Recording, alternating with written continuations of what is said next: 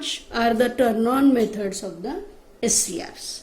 Okay, so I will go for turn on methods of SCRs.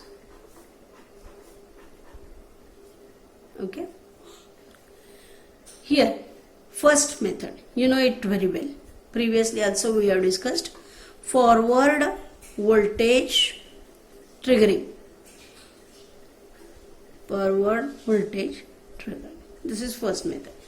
Now what we have done here, that anode to cathode voltage is increased with gate circuit open. With gate circuit open. Okay, and the reverse bias junction J2 will be having avalanche breakdown, which will cause the avalanche breakdown, and it will start turning on at VBO, which is called to be as a forward breakover voltage. Means in this method we are not applying any gate current or any gate voltage there. Okay, only we are increasing anode to cathode voltage beyond VBO, means we will reach up to the VBO. So automatically as it reaches to the forward breakover voltage, the SCR will be turned on. Most important thing we have to consider that here, when the SCR is turned on, then the voltage across SCR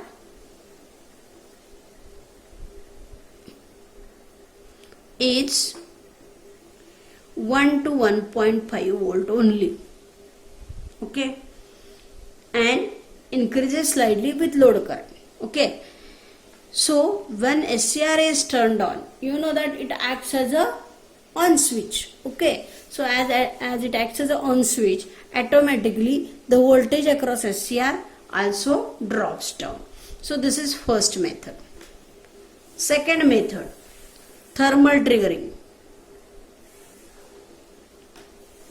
Second method is thermal triggering. Okay, in semiconductor, the width of the depletion layer decreases as the temperature increases. You know it very well. So width of depletion layer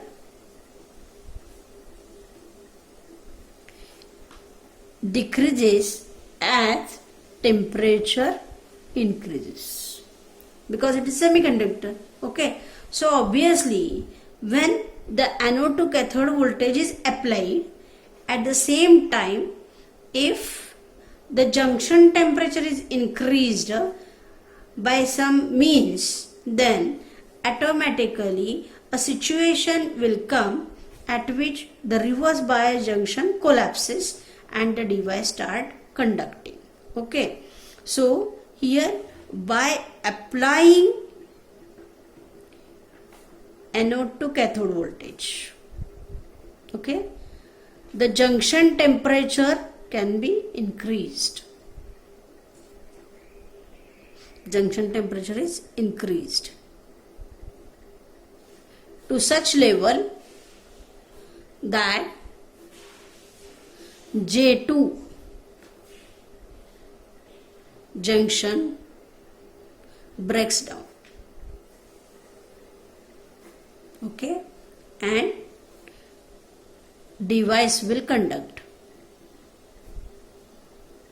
Okay, so this can be done. Okay, so this method is called to be as thermal triggering. Okay, so this is one of the way of the turning on the SCR. Third way, radiation triggering.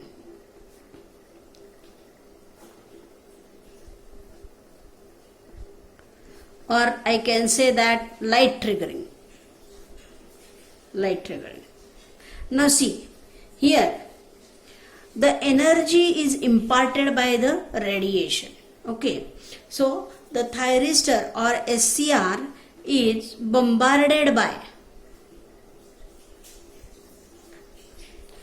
energy particles. You know that photons. Okay, so energy particles such as photons. Okay, so this may increase the junction. This may decrease the width of the depletion layer and increasing number of charge carriers. So here charge carriers are increased. Okay, and this will tend to flow of current. Okay, so this type of firing is also done in case of a SCR, or I can say that here this may also trigger by using, that is I can say by giving the light photons also. So this type of SCRs are available. These SCRs are called to be as LASCR, that is light activated silicon controlled rectifiers and light activated silicon controlled switches. Okay, these are the devices which can be turned on with the help of a radiation triggering. So this is one of the method. Okay, next method, that is fourth method, is dV by dt triggering. Okay, dV by dt triggering. Now what is this dV by dt? dV by dt means rate of change of voltage. Okay, so the forward voltage across anode to cathode of a device, the J1 and J2 gets forward bias, right? While the J2 becomes reverse bias. This reverse bias junction J2 has the characteristic of capacitor due to the charges existing across the junction. You know that J2 is depletion layer. Okay, because of what? Reverse biasing, right? And you know that this particular junction may act as a capacitor. Okay, because it contains charges. Okay, so this can be taken advantage that here we can use this for turning on the SCR. Okay, if the forward voltage is suddenly applied, a charging current will flow tending to turn on device.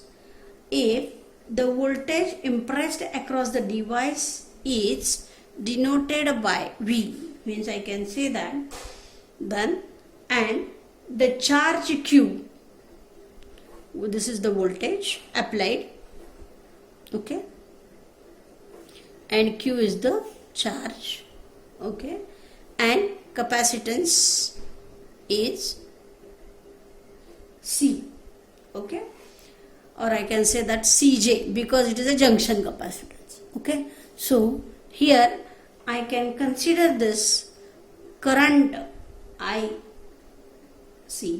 is equal to dq by dt. You know it very well. In capacitor, through the current capacitor, current through the capacitor is equal to rate of change of charge.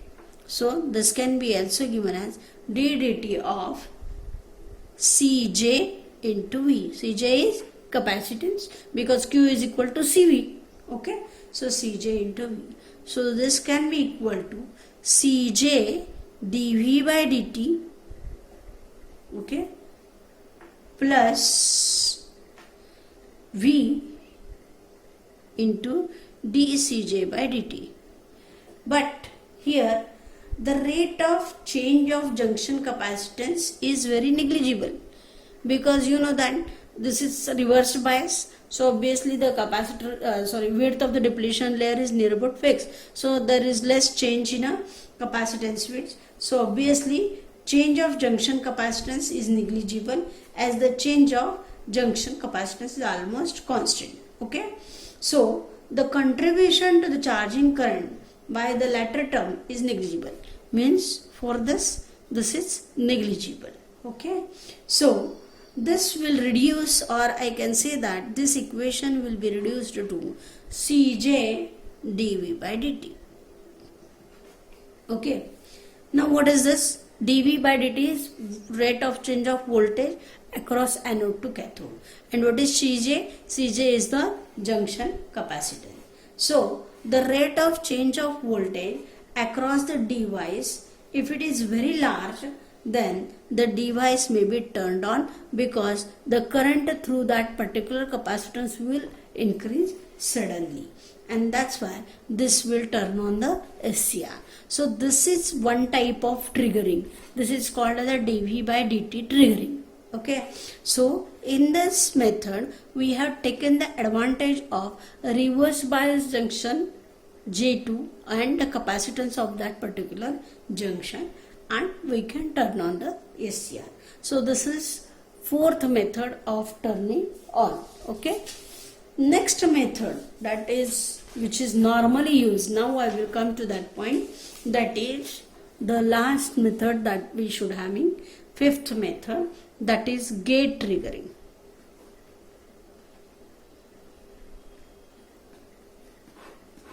Okay, this gate triggering method is most commonly used. It is very most commonly, because whatever we have seen, all these methods, these are not commonly used. These are sometimes used depending upon the situation. Okay, so here by applying a positive signal to the gate terminal, what we are doing? Gate terminal. Okay, the triggering can be obtained much before the breakover voltage. Okay, and the conduction period of SCR can be controlled by varying the gate signal from minimum to maximum gate current. Okay, so we can control the SCR conduction with minimum and maximum gate currents. Okay, this can be obtained in gate triggering. Okay, so here for gate triggering a signal should be applied to gate. Okay, signal should be applied to gate to and a cathode, means in between gate and cathode. Okay, so here for this method we can use either DC signal or we can use pulse signals or we can use AC signal also. Okay, so any of the consideration we can use, that is either use DC, you can use pulse, or you can use AC signal here to turn on the SCR. Okay, so we will see first one, that is DC triggering. DC gate triggering means in which the DC signal is given to that particular gate of the SCR to turn on it. Okay, so proper magnitude and polarity.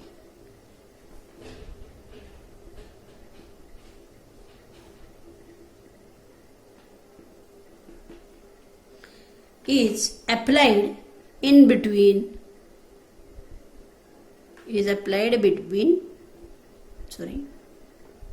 cathode and gate. Okay, the gate is positive with respect to cathode. Okay, gate should be positive with respect to cathode, and so when this gate current is applied, the device starts conducting. Okay, the drawback of this scheme is that power and control circuit for DC, there is no consideration for the isolation. Okay, see, if we are applying this DC signal, power and control circuits are totally DC, and so there is no isolation. So this is the drawback of DC gate triggering. Okay, and second disadvantage is that continuous DC signal has to be applied because it is a DC, so it requires continuous DC. Okay, so if I give continuous DC, then power dissipation of gate will increase or power losses at gate terminal will increase. Yes or not? This is second disadvantage. Okay, so for DC gate triggering, this is the status. Next method is AC gate triggering. AC gate triggering. Okay, in which most commonly AC source is used. Okay, so we are using AC source for applying to the gate terminal. Okay, this scheme provides the proper isolation. This will give you the proper isolation between power and control circuit. Now why this is required? Just see, SCR is handling higher powers, right? While we are applying low level gate triggers, signals to the gate. Okay, so we are coupling low level power to the higher level power. So obviously there should be some isolation. Okay, so in case of DC gate triggering, this isolation cannot be achieved. While for AC gate consideration, AC triggering gate triggering consideration, the isolation can be provided and the firing angle control can be conveniently controlled. Okay, or changed depending upon the requirement, because AC is having phase, correct? Right? As AC is having phase, we can trigger the SCR conveniently as per the requirement. So here firing angle control is very convenient.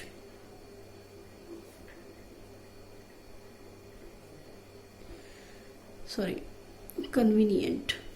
Okay, so obviously the gate triggering signal by using AC signal may be very efficient one. Okay, but one more drawback is this, that here separate transformer is required to step down the AC supply, because for gate we are requiring low level. Okay, so here for getting low level signal, separate transformer is required.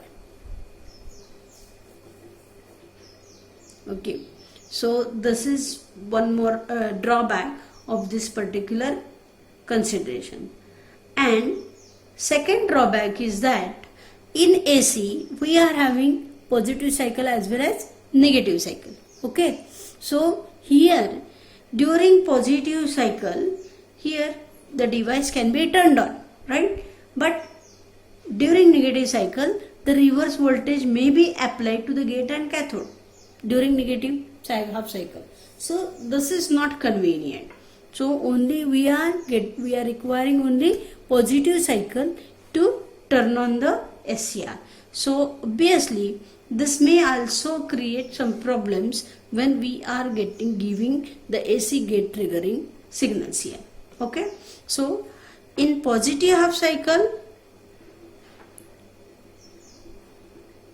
device can be turned on. Okay, but during negative half cycle, there is negative voltage applied, or I can say that reverse voltage can be applied. This is one more drawback of this particular trigger, right? Now in this gate triggering, third method is pulse gate triggering. Okay, so this is third method, pulse gate triggering.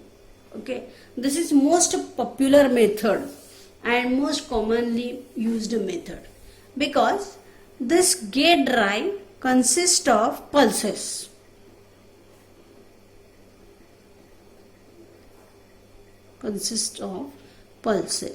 Okay, and these pulses are or can be adjusted as per our requirement, that is frequency as well as amplitude.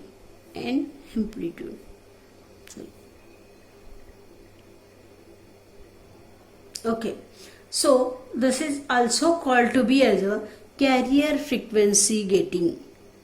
This method can also be called as carrier frequency gating.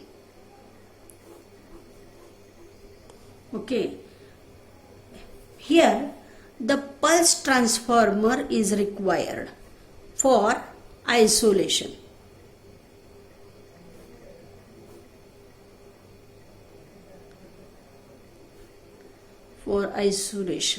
Okay, and the main advantage is that there is no need of applying continuous signal. Advantage is very good for this, that is no need of continuous signal.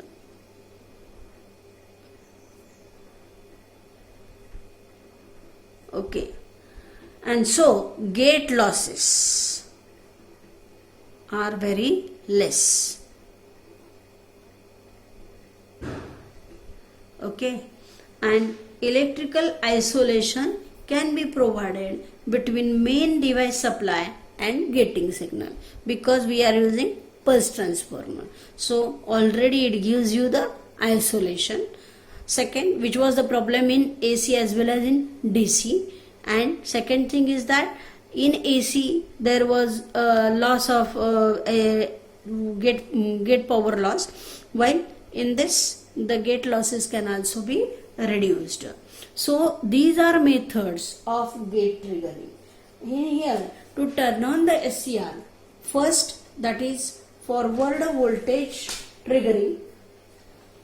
Just I will repeat once again. Okay. Second method, thermal triggering. Third, radiation triggering. Fourth, dV by dt triggering. And fifth method is gate triggering. In gate triggering we are having again three methods, that is DC gate triggering, AC gate triggering and pulse gate triggering, out of which we are always accepting practically possible with all consideration, that is pulse gate triggering of the SCR. Okay, so we will just consider here, or we have seen all the gate triggering circuits, or I can say the turn on methods of the SCR. Okay.